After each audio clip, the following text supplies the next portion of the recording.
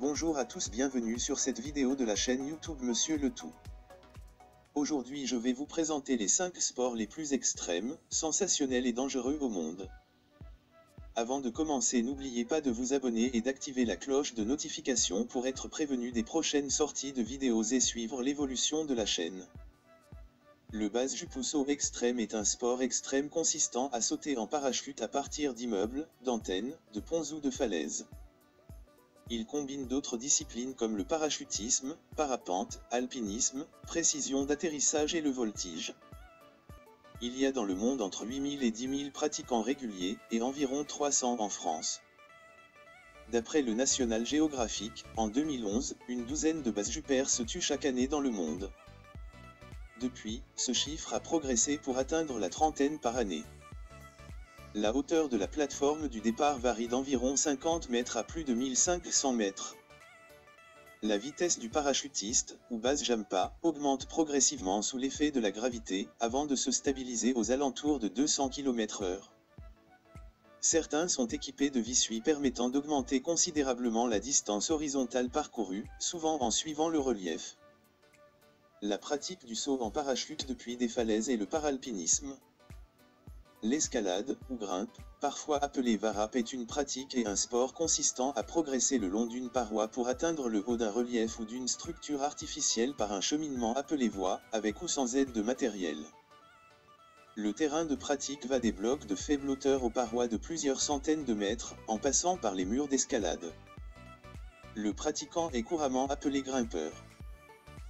L'escalade développe de nombreuses qualités physiques, comme la force musculaire, la souplesse, l'endurance musculaire, l'équilibre, de bonnes capacités psychomotrices et de planification. Elle sollicite particulièrement les muscles des bras, du tronc et des jambes. N'hésitez pas à mettre un like si vous aimez la vidéo. Le kayak est un petit bateau que l'on dirige, seul ou à plusieurs, avec une pagaie équipée d'une pale à chaque bout. Il est souvent fermé au-dessus, avec une ouverture pour le kayakiste, qui est assis et tourné vers l'avant. Le kayak est souvent équipé d'une toile qui relie le kayakiste au bateau, la jupe qui empêche l'entrée d'eau à l'intérieur du bateau. La pratique du kayak comme sport et comme loisir est en général regroupée avec celle du canoë et se fait dans les mêmes clubs sportifs, c'est le canoë-kayak. La différence principale entre les deux est la position. Dans un kayak, le pratiquant est assis, contrairement au canoë où le séiste est à genoux. Le freeride ou parfois freeriding est une pratique de descente à ski ou snowboard, hors des pistes, sur de larges pentes de neige poudreuse, et dont la finalité consiste à s'affranchir des règles et contraintes qui encadrent d'ordinaire les disciplines sportives alpines. Le freeride peut se pratiquer sur des pentes sécurisées par les pisteurs secouristes ou sur des pentes vierges.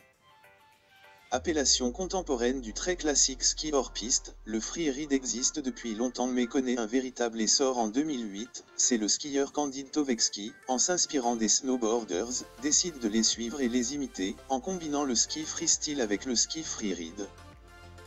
Le plongeon de haut vol consiste à effectuer des figures depuis une plateforme située entre 23 et 28 mètres de haut pour les hommes et entre 18 et 23 mètres pour les femmes.